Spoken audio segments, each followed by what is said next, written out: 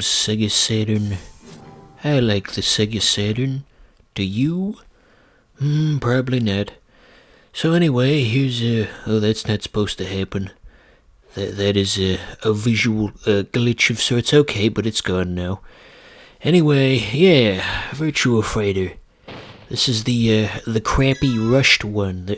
There were 3 official ports of Virtua Fighter on the Saturn. There was the rushed version of Virtua Fighter 1, the correct version of Virtua Fighter 1, and then Virtua Fighter 2, obviously. So this one was extremely rough because the developers were lied to about how much time they would have to make it, and so everything is very blocky and the animation is rather stilted. So I'm assuming you already know the story of how this game's development got all screwed up, and if you want an in-depth explanation, you can go look up a channel from somebody more articulate than me who can explain it better. But the gist of it is the Saturn and all of its launch titles were going to launch in November sometime, I want to say. And then suddenly, with very little warning, they changed the release date to May.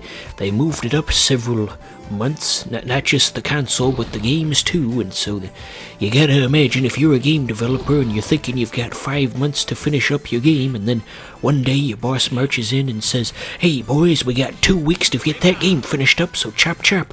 And then that's how you end up with games that look like this. Even by Sega Saturn standards, this doesn't look too good. It's still perfectly playable though. It's kind of the combat has a good feel to it, even if it is a bit floaty and simplistic, and has a good flow, I suppose you could say. All good stuff all around. So we got the Rocky Mountains in the background there. Ever hear of that Rocky Mountain Amphitheater, or whatever the heck they call it, that really interesting theater that's built into the side of like a small mountain? I'd like to go visit there someday, or at least I would if I wasn't, so completely terrified of the world around me.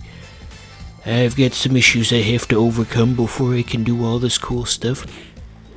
So, yeah, Jeffrey, because it's missing the E, Jeffrey, he beat us. That much is apparent. I slowly got better at the combat as this episode went on. You'll see that as we go. So yeah, the Virtua Fighter series was, kind of popular at the time, but I think it was either this port or the remix, or no, it was 2 that was the best-selling game on the Saturn, I think. Correct me if I'm wrong. It sold like 1 million copies, which overall is okay, but by Sega Saturn standards, that's incredible.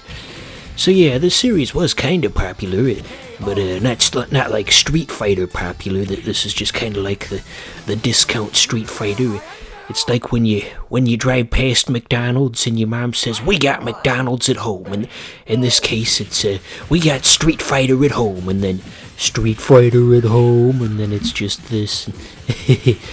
That was my attempt at doing that meme. Is that meme even still popular? I don't even know. I'm an old man. This character we're fighting's awfully aggressive, huh? Well, we got the first round, but the second one might not go as well. I barely pulled it off. So anywho, I don't mind the blocky, low-poly aesthetics of this game. I think it's charming in a way. Very few games look like this. And I think there are other people out there who appreciate the low-poly aesthetics, because Akira, the guy on the left, was also an assist trophy in Smash Bros, and they still had him look blocky even though he was in a game that came out in 2018, because I guess they wanted him to be recognizable as the Sega Saturn version, and so that was pretty cool that they did that. Blocky aesthetics. Okay, let's see if this round goes any better. So on the subject of the music of this game, there's vaporwave remix of sorts of the. There's a vaporwave remix that uses lots of samples from this game called Virtua Zip. Look that up when you get the chance. Good stuff. I used to listen to that particular album all the time. I had it burned to a CD, even though it was like 2017, and I had it in my car, and I'd drive around listening to Sega-themed vaporwave. Fun stuff. Am I developing a stutter? I definitely feel more stuttery than I used to be. I don't know, my whole mind's falling apart. Not getting out of the house is doing things to me. I'm going crazy. Well, we won that match on a technicality. We barely even had to do anything.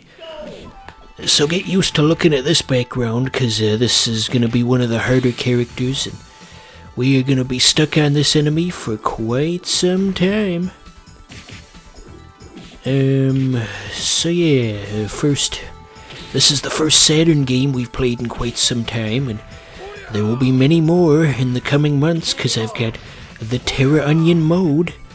I don't know if I've mentioned that in a recent episode, but I got that installed in my old Sega Saturn, and that thing was a bitch to install, let me tell you. Those red and black wires were just not gonna happen. As George Costanza would say, that they were like an old man trying to return soup at a deli. Just wasn't gonna happen.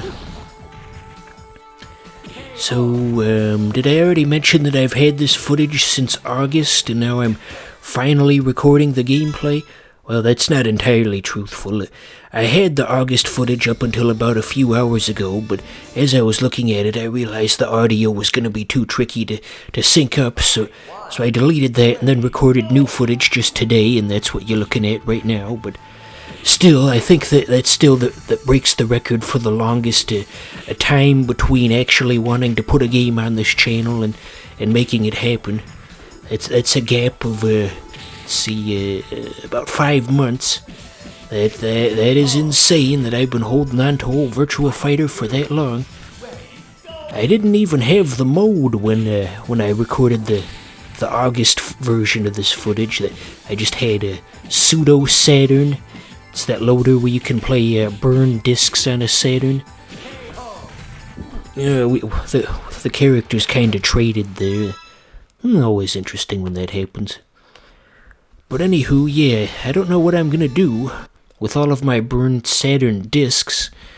And now that I've got the mode, I mean, now they're completely useless. I mean, maybe if I put them in my computer, I could get like the soundtracks off of there. I honestly have no idea. But I guess I'll keep them around for now. Kinda sounds like something a hoarder would say. Keeping them for someday, even though we all know that someday's never gonna come. When on earth am I gonna use my giant pile of burned Sega Saturn games now? So yeah, I already mentioned Virtua Zip, so definitely give that a chance. So the timer in this game's a bit lower than other fighting games of the era. I mean, I didn't see what number it started at, but just considering how frequently it goes below 10, they don't expect you to be in these matches for very long. I think that's like an arcade game, because they had to get your ass off of that machine as quickly as possible once you put in your money. Okay, we're gonna fight fire with fire. If we pick the same character that we're fighting against, perhaps that'll be the thing. This is gonna be our big triumphant moment. He's going the distance. He's going for speed.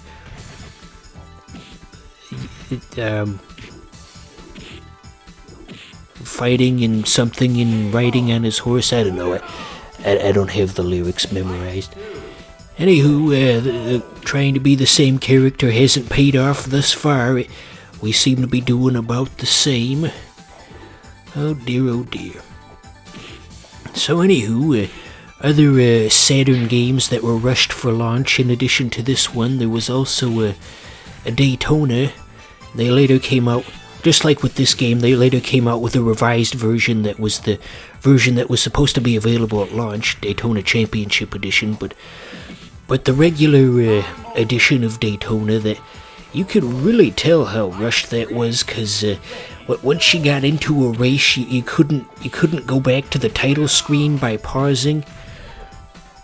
When you paused, it just gave you the option to hold 3 buttons, and then that would do like a soft reset, and you'd just start over from the start of the race. But there was literally no way to get back to the main menu once you started the race, and that is the hallmark of a game that was rushed. Oh, 90s Sega, you made many mistakes.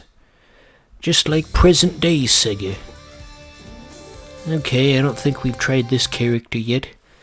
Maybe this'll be it. This is it, Luigi. You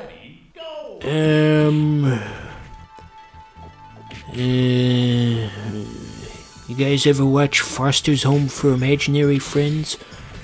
I'm just trying to come up with shit to talk about at this point. I don't even know how that came to my mind, that nothing in the room in my immediate surroundings would have had any Foster's Home for Imaginary Friends insignia on it, so I don't know. Anyway, yeah, did you ever see that show? I thought it was pretty good when I was a wee lad. Okay, the movesets in this game are clearly more complex than they let on, because that guy just did a throw a minute ago, and I was never able to figure that out. They only give you the 3 buttons out of the 8 available on the controller, and I tried doing button combinations here and there to see if that would result in a throw, but it didn't, so I have no idea how I'm supposed to do that. Okay, 2 ring outs in a row. That's how you do it. We're on the path to stardom, fans. The path to stardom. So here's the Chun-Li ripoff lady again. You could make the argument that most of these characters are just Street Fighter character ripoffs. I mean, our current character probably not, but Akira is definitely a ripoff of Ryu, and then Jackie is a ripoff of Ken, and then Pai is a ripoff of Chun-Li, and I'm sure there are others. I guess Street Fighter was just an influential game. Okay, we are just barely scraping by on all these matches. We had 2 ring outs in a row, and now we had a timeout where we won by like a tiny sliver of health. But hey, whatever works. You can kind of see the character's geometry disappearing here and there. I don't know if that's like a pound cable thing, or if that's a Saturn thing, or what's going on there. Very strange. But of course, since this is an old game, I guess that's kind of allowed. Weirdness is allowed since, hey, we did it. I don't think that was how it was supposed to happen. So here's something.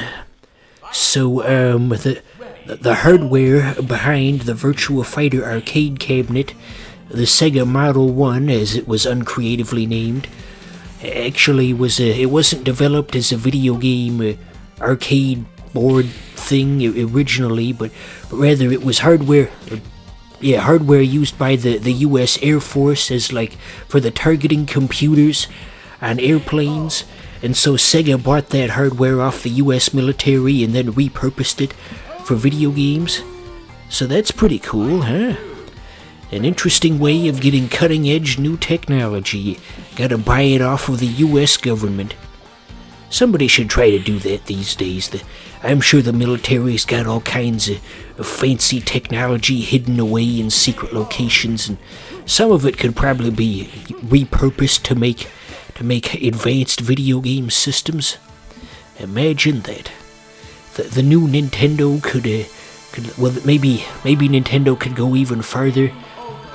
And instead of just having an advanced computer from the military, they could put like guns on it and stuff too, and they could have like some kind of futuristic heat ray that's attached to the console. They could have a handheld with a heat ray on it. You can point it at all your friends at school and torment them, and somebody'd buy it. So let's listen to the music just for laughs. I'll just let that go.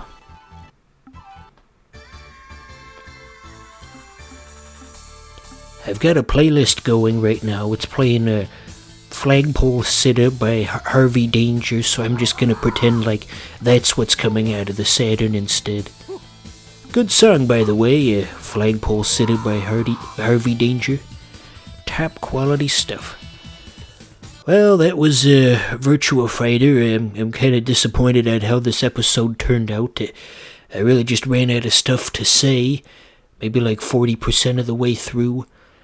We waited 5 freaking months to make this episode, and it didn't even turn out good.